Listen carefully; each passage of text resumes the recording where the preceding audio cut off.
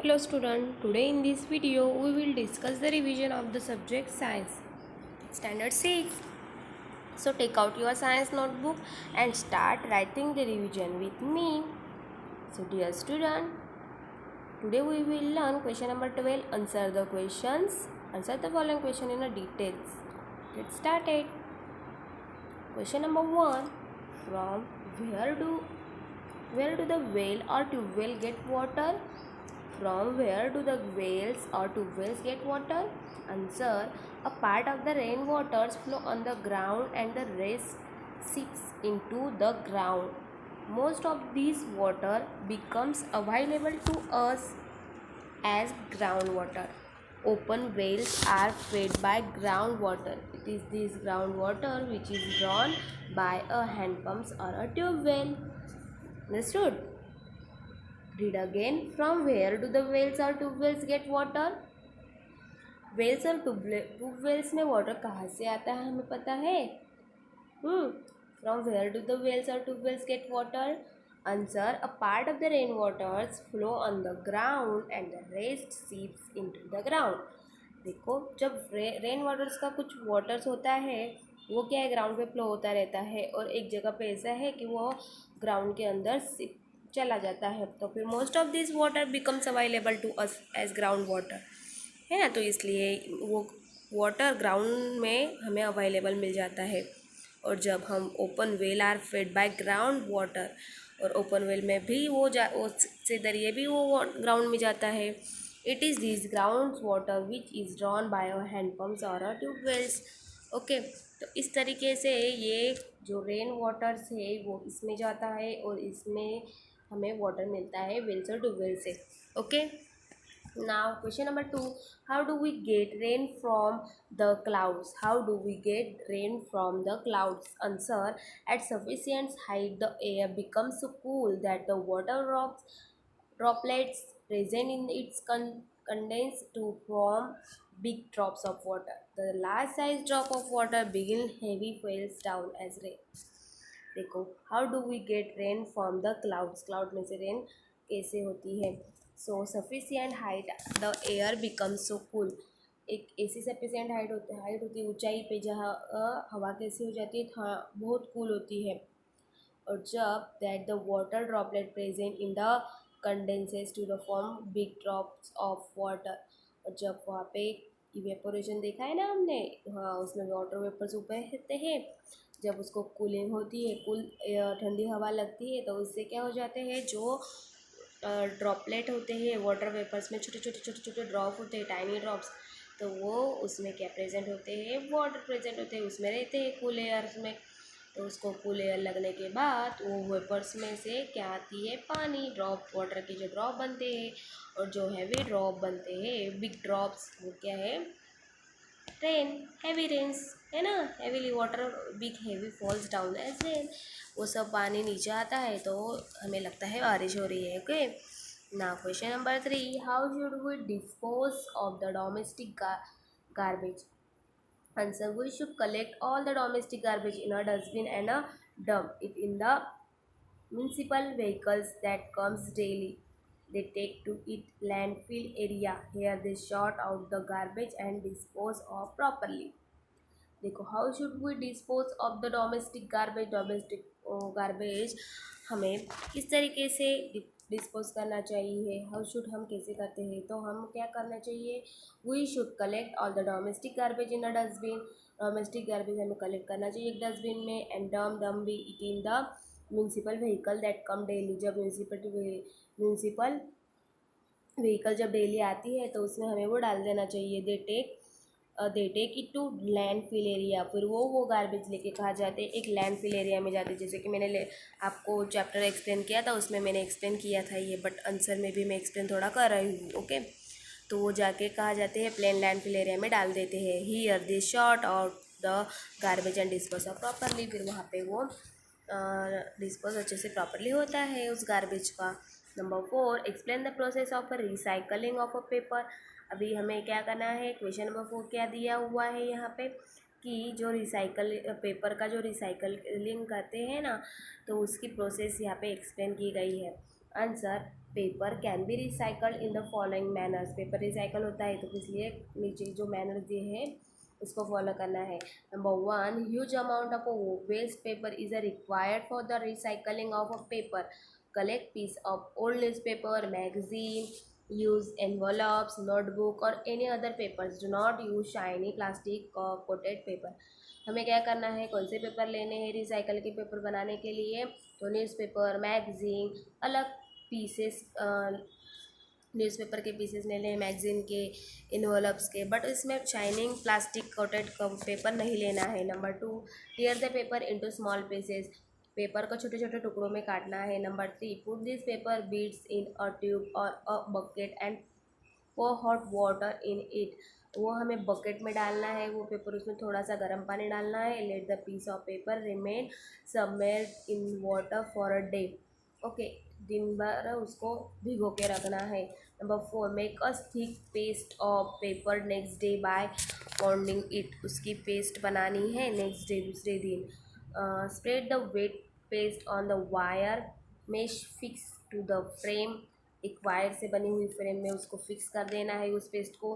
PAT it up gently to make the thickness of layer और the paste on uniform a possible. Thickness layer अच्छे से करनी है, उसकी थिक रखनी है। Number 6, wait till water drain off. Wait करना है जब वो वाटर उसमें से ड्रेन हो जाए water. Spread on old cloth और a sheet of a newspaper on the paste और to let to soak up an extra water. उसके ऊपर बेडशीट डालने देनी चाहिए, नहीं तो फिर ओल्ड पुराने कपड़े डालने चाहिए, इसलिए उसमें से जो एक्स्ट्रा वाटर है वो सोक कर जाए वो कपड़ा। ओके, क्लॉथ, तो इसलिए वो एक्स्ट्रा वाटर निकालने के लिए उसमें ओल्ड पुराने कपड़े, नहीं तो बेडशीट डाली जाती है, नहीं तो फिर न्यूज़पेपर भी डाले जाते हैं। Number 7, spread it on a sheet of newspaper carefully. Number 8, remove exist water from a paper layer by pressing with newspaper और ब्लोटिंग पेपर। न्यूज़पेपर और ब्लोटिंग पेपर से उसको प्रेस करना चाहिए एक्स्ट्रा वाटर निकालने के लिए। And number 9, keep the paper is a sunlight to dry for 2 day.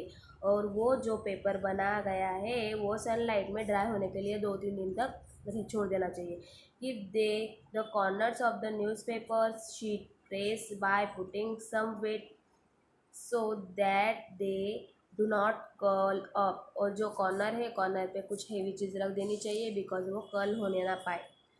तो recycle paper is ready to be use. फिर इस तरीके से वो रेडी हो जाते हैं जब वो ड्राई हो जाते हैं वो। Okay, done. Now question number 5, right a short note on the discovery of magnet. यहाँ पे क्वेश्चन दिया हुआ है कि डिस्कवरी ऑफ मैग्नेट पे शॉर्ट नोट्स लिखनी है। Answer, several several century ago in a Greece, Asia Minor, at that time a special type of a stone was found.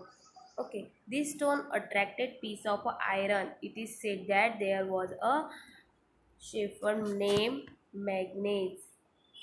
Okay, मैग्नेस उसका नाम। जो देखो ग्रीस में, आशिया मिनर्स में, माइनर उस टाइम पे एक जो पर्सन है उसको एक स्टोन मिला, उसने फाइंड हुआ, टूटा उन्होंने। तो उस पीस वो जो स्टोन का टुकड़ा था उसको आयरन अट्रैक्ट करता था। तो उसने जो पर्सन को मिला वो उसका क्या नाम था? Shepherd name Magnes. तो who live in a Asian Greece, he used to take his herd of sheep and goats to the nearby mountain for a grazing। वो अपनी जो शीप थी उसको, गोट शीप उसको लेके जाता था। ओके, और फिर उसके पास एक लकड़ी थी। He was take a stick with him to control his heart. उनको कंट्रोल करने के लिए उनके पास एक स्टिक थी। The stick had a small piece of iron attach at one end. तो वो स्टिक के एक एंड में क्या था? आयरन लगाया हुआ था। Okay, one day he was surprised to find that he had to pull hard to free his stick from rocks on the mountain side. तो उसने एक दिन सरप्राइज, वो जा रहा था तो वो एक दिन वो सरप्राइज हुआ है बिकॉज उसकी जो स्टिक थी वो एक रॉक्स में की तरफ अट्रैक्ट हुई माउंटेन साइड में। तो वो देख के वो शॉक हो गए कि अरे ऐसे कैसे। तो it seem as it the stick was being attracted by the rocks और the rocks was a natural magnet and it attracted the iron tip of the shepherd stick. तो इस तरीके से वो स्टिक उस पे मैग्नेट की तरफ अट्रैक्ट हुई, तो उसने देखा कि अरे ये तो हमारी जो स्टिक है आयरन है उसकी तरफ अट्रैक्ट हो रहा है। तो such rocks were given the name magnetite, तो उसके नाम से, उस पर्सन के नाम से, मैग्नेस के नाम से उस रॉक्स का नाम क्या है, magnetite. This is how natural magnets were discovered, इस तरीके से नेचुरल मैग्नेटिक्स का डिस्कवर हुआ। Okay, now question number 6, write a short note on a water cycle. Water cycle पे शॉर्ट नोट लिखनी है। Answer, water from a ocean, rivers, lake and other sources evaporates due to sun's heat. जो ocean, rivers और lakes का और other sources से जो water है वो इवेपोरेंट से, मतलब सन की हीट के कारण इवेपोरेट होके हो जाता है, कहाँ, उसके ऊपर जाता है ना, क्लाउड बनते हैं।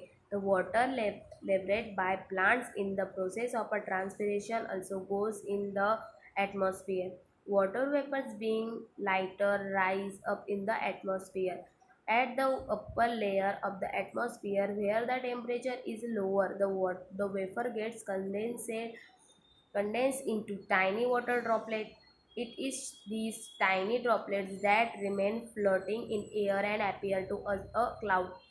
It so happens that many droplets of water comes together to form larger size drop of water. देखो, जो ओशन का, रिवर का, लैक का वाटर है, ओशन की गर्मी के कारण उसके क्या हो जाती है, उसके वाटर वेपर्स बन जाते हैं। और जो वाटर वेपर्स होते हैं वो लाइट होते हैं, हल्के होते हैं, उसका वेट हल्का होता है, इसलिए वो धीरे धीरे ऊपर जाते हैं और एयर के साथ फ्लो होते रहते हैं, फ्लो हो जाते हैं। तो एक जगह पे ऐसे पूरे इकट्ठे हो जाते हैं वो वाटर वेपर्स, उसमें छोटे छोटे वाटर ड्रॉपलेट होते हैं। और कुछ स्पेसिफिक हाइट पे जाने के बाद देखो, it so happen that many droplets of water come together to the largest size drop of water. Some drop of water become so heavy that they begin to fill. These filling water drops are what we call rain. A part of this rainwater is absorbed by the grounds and remaining goes to rivers. देखो, so extra droplets वहाँ पे जमा हुए हैं, उसको cooling के बाद specific height पे उसके क्लाउड बन जाते हैं ना। फिर जो एक साथ पूरे इतने वो वेपर्स इकट्ठा होने के बाद उसके क्लाउड्स बनते हैं, वो इस स्पेसिफिक हाइट पे जाने के बाद उसको कूल लगने के बाद उससे वापस पानी के रूप में वो नीचे आते हैं, वाटर ड्रॉप्स। और फिर व्हाट वी कॉल, उसे हम रेन कहते हैं। और फिर अ part of this rain water is absorb by the ground, और इस तरीके से कुछ रेन वाटर का पानी ग्राउंड एब्जॉर्ब होती है, रिमेनिंग को फिर कुछ पानी जाता है रिवर्स में, लैक्स में, ओशन में। This whole cycle of a circulation of water between land and ocean is known as a water cycle. इस तरीके से प्रोसेस चलती रहती है, तो उसे कहते हैं हम water cycle. Okay, done. So ये डायग्राम भी आपको निकालनी है आपके नोटबुक में आंसर के साथ। Okay, now question number 7, how is shadow form. Shadow कैसे बनती है। Light always travel in a straight line. If an opaque object comes in a path of a light rays, they cannot pass through the object and hence a shadow is a form behind the object. The shadow is a form due to the obstruction of the light. Now question number 8, what is the use of a switch in a electric circuit. Answer, a switch connected in a electric circuit is used to start or stop the flow of a electric current in the circuit. When the switch is brought to on position, the circuit gets completed and the electric current start flowing in it. Whereas when the switch is brought out of opposition, the circuit break and the flow of electricity through the circuit stop. Hence, a switch switches on and off the electric device connected to it. Done. So, dear student, today we will learn question number 12. Answer the following question in a detail. So, these questions, total question 1 to 8. So these 8 question answers write down in your science notebook. How many time? 2 time. 1 time CW and 1 time HW. Okay student, understood and learn also. Thank you.